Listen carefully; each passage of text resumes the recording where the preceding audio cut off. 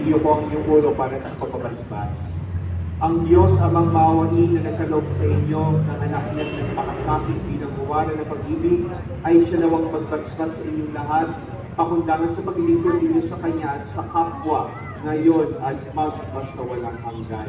Amen. Pakundangan sa Kanyang kamatayan upang kayo'y huwag dumanas ng walang katapusang pagkamatay, makamtanawa ninyo ang buhay na walang hanggan. Amen.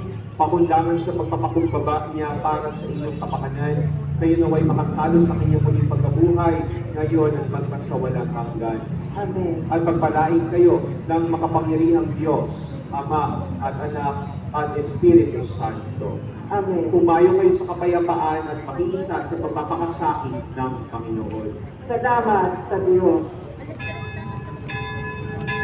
Wala pong alam.